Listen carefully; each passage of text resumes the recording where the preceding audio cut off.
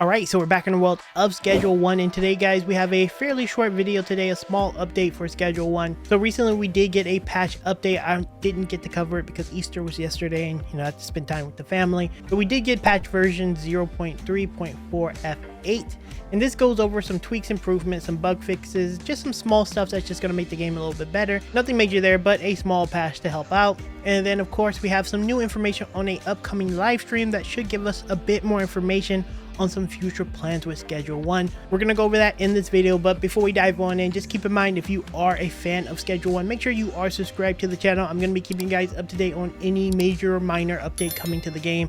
We love Schedule 1 here, and I'd love for you guys to be part of the journey, so make sure you're subscribed, and let's dive right on into this. So starting off with the patch update, let's go over the changes. First, there's some tweaks and improvements. You can now access the inventory of your employees by talking to them and selecting I need to access your inventory. They also added some new graffiti art around the world. Broken vending machines and ATMs will now repair after only a single sleep. Previously it took 2 days. Now this one's actually a pretty big one for the early game, if I'm being honest, because if you're not familiar with this mechanic, basically if you needed a little bit of cash early on, what you can do is go vandalize the Coke machines as well as the ATMs. You can get yourself a lot of extra early game currency. You can easily hit every single one of the ATMs and probably get a quick $500 no problem. It's pretty effective. This is gonna make it easier for you to snowball a little bit, and for the people who are actively participating on the server, the ATM machines won't be down so long, so you'll know it'll be a little bit better. They also removed the optional email from the feedback forums. This was rarely used and mostly just unnecessary clutter. They renamed suggestions feedback in the feedback forum, so there was some renamed things in the suggestion, so that's really nice. And then they consolidated a number of saved entities into larger combined files. This should improve save time, reliability, be less prone to bugs, and improve Steam Cloud sync times.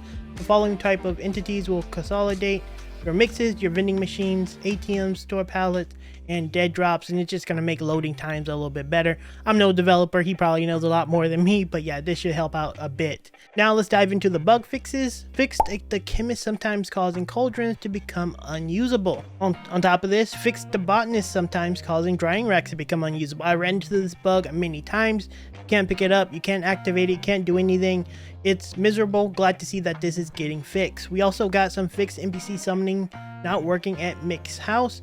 They'll glitch into the door and then walk right back in. You can't interact with them, so this is big. This is gonna give us a little bit more sell opportunities. Fix some issues in Mick's schedule that may have been the cause of him sometimes not appearing at the pawn shop.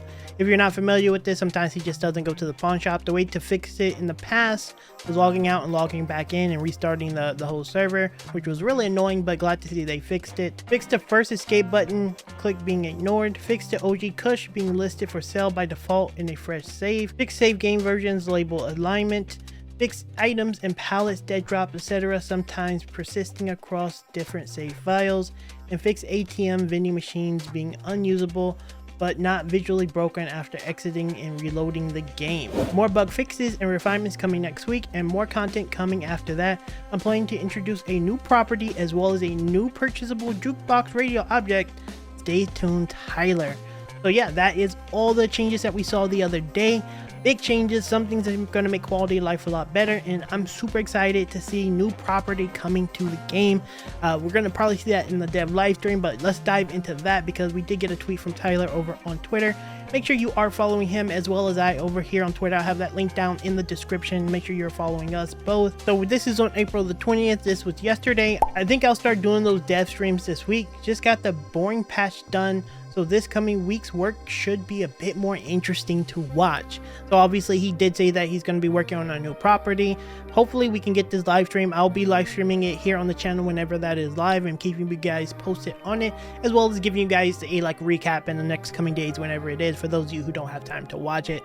But yeah, a lot of good stuff here. Hopefully we can get some more content in the game. I know Tyler's kind of working by himself. Maybe he'll hire someone, who knows. Love to see more content, love to see more things. Let me know down in the comments what you think about this, as well as what you would like to see in Schedule 1. There's a lot of fresh ideas, a lot of great things that can make Schedule 1 an even better game than it already is. So yeah, I'd love to hear you guys' thoughts. Don't forget to like as well as subscribe for more Schedule 1 content, guys, and I'll see you in the next update very soon.